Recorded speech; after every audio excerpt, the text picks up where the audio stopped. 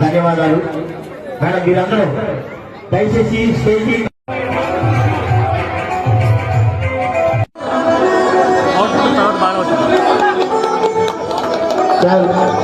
Thank you కమసాని గారు.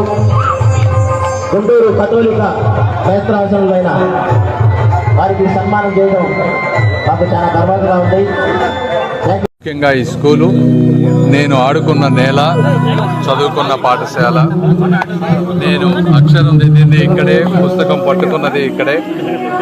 చిన్నప్పటి నుంచి మా టీచర్స్ ఎవరైతే ఉన్నారో వాళ్ళు వారి కుటుంబాలని సైతం వదులుకొని మాకు చిన్నప్పుడు చెప్పినటువంటి పాఠాలు, వారి సేవా తత్పరత, ఆ కమిట్మెంట్ అన్నీ కూడా చిన్నప్పటి నుంచి నాలో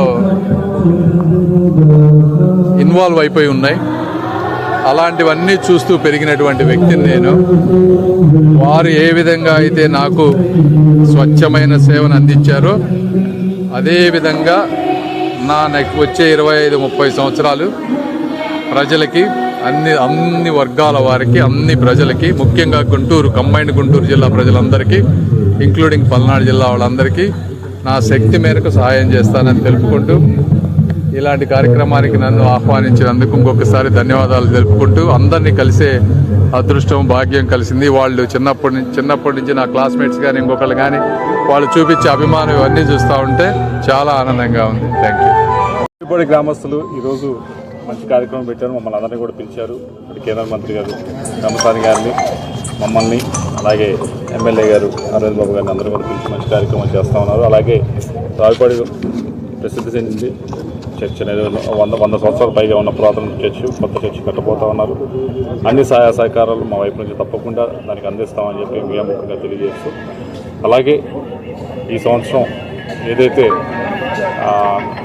ఈ డెవలప్మెంట్కి సంబంధించి ఇష్యూస్ ముందుకు తీసుకెళ్తా ఉన్నామో, ఇప్పటికే మనం 2 శాలకు సంబంధించి కేంద్రీయ విజయాలను నిన్న మీ అందరూ చూసుకుంటారు రావడం జరిగింది. అలాగే ఈ హైవే కూడా మనకి చిలుగుపేట, నర్సరావుపేట టు నక్సకల్ హైవే కూడా, దీన్ని కూడా ముందుకు తీసుకెళ్ళడానికి, అందరి ఆమోదయోగ్యంతో ముందుకు తీసుకెళ్ళడానికి అన్ని ప్రయత్నాలు కూడా చేస్తాం. అందరికీ కూడా సుముఖంగా ఉండే విధంగానే ముందుకు తీసుకెళ్ళడానికి అన్ని ప్రయత్నాలు చేస్తాం. వాళ్ళని పూర్తవుతుందని చెప్పి మీ అందరూ కూడా తెలియజేసుకుంటున్నాం. అలాగే మార్కెట్ యార్డ్కి సంబంధించి కానీ, మిగతా డెవలప్మెంట్ యాక్టివిటీకి సంబంధించి కానీ, కోఆపరేటివ్ సొసైటీకి సంబంధించి కానీ, కోఆపరేటివ్ సొసైటీస్లో నాబార్డ్ ద్వారా కొత్తగా ఏమి మనం అక్కడ పెట్రోల్ బంక్స్ కానీ, మిగతా ఫుడ్ ప్రాసెసింగ్ ఇండస్ట్రీస్ కానీ ఏమైనా పెట్టచ్చామని కూడా వాటిని అనుసంధానించే కార్యక్రమం చేస్తా ఉన్నాం.